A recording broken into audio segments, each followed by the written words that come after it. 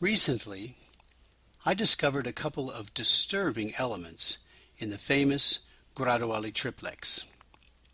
If you are watching this video, you probably already know that the Graduale Triplex is a copy of the 1974 Graduale Romanum, into which has been copied the neumes of several ancient manuscripts. It is a monumental work.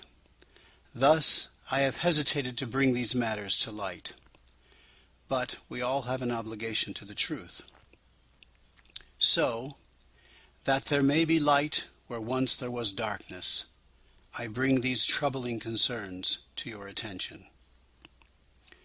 First, if we look at page 35 of the Triplex, we see the gradual Prope est Dominus. We also see a box just to the right of the first line of the chant that indicates the manuscripts from which the ancient neumes for this chant were copied into the Triplex. The abbreviation L stands for the manuscript L'An 239, and the abbreviation C stands for the manuscript Saint-Gall 359, also known as the Cantatorium, thus the C. To the right of each of these abbreviations is given the folio number in the manuscript where the ancient neumes are found.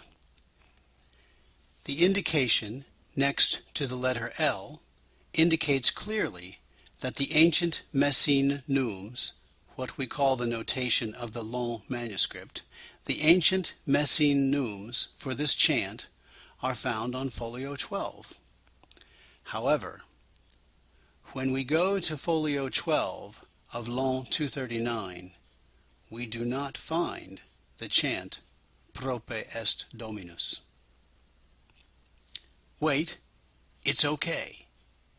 When you view the digitized manuscript, there are 6 unnumbered folios in the beginning of the manuscript to which the online viewing apparatus has to assign numbers.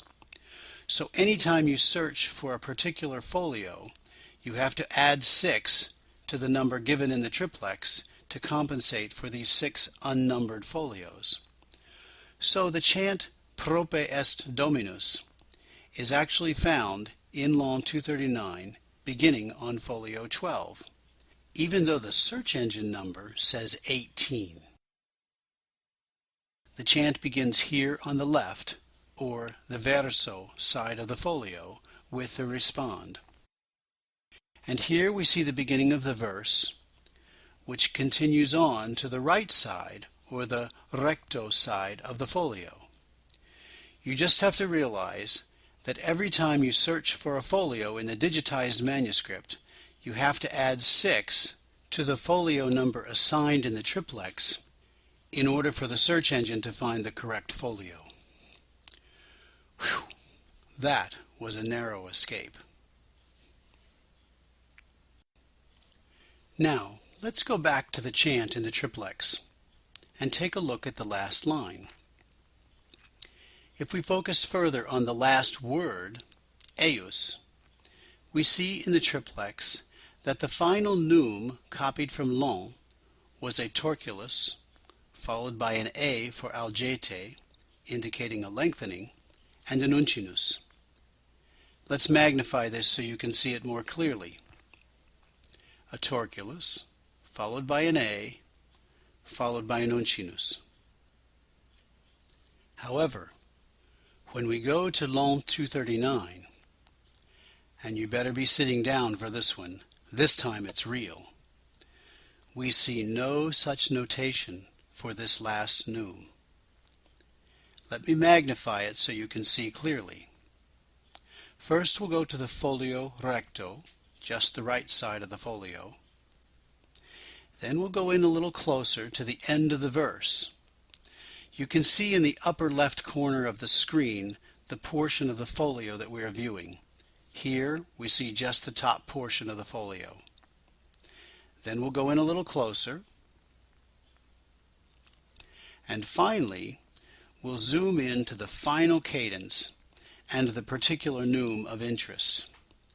we see very clearly not a torculus followed by an A and an uncinus, such as in the triplex. Rather, we see a torculus followed by two uncini and no A. Could there be a mistake in the triplex?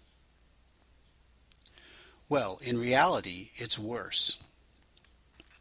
If we look at this figure, it represents a 5-note grouping: a low note, followed by a high note, followed by a low note, which is then followed by 2 yet lower notes.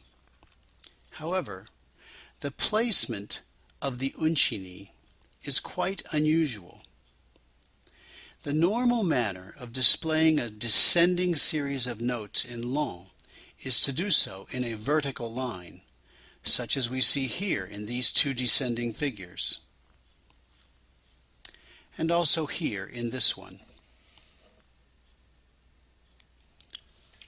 The placement of the first uncinus in this figure slightly to the side is more like we might expect to see if it were an A indicating a lengthening of 2 notes, such as we see here.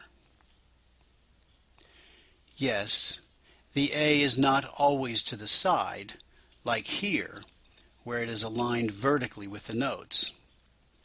But if a sign in such a figure is slightly displaced, like it is in the final figure, it is almost always a sign of interpretation, such as an A for algete, and almost never a sign indicating a pitch. Now, it's also possible to speculate that the slight displacement of these notes in this final cadence figure was due to the lack of space in the manuscript. You can see that the figures begin to crowd the text of the next word, Alleluia. Well, perhaps. But a 5-note figure in such a cadence would be very unusual.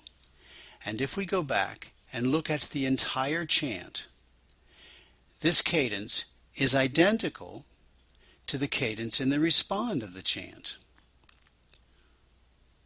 which has a 4-note figure, not a 5-note figure. And the 4-note figure is verified in the Sangal notation in both the verse and in the respond. It is also verified in the tradition represented by the modern square note notation in both the verse and the respond. And it is verified in the notation of long, at least for the cadence of the respond. In fact, we see in the long notation for this cadence figure, which is identical to that of the verse, a torculus followed by an A, which is followed by an uncinus. So perhaps the first uncinus in this cadence figure in long 239 should be an A, as shown in the triplex.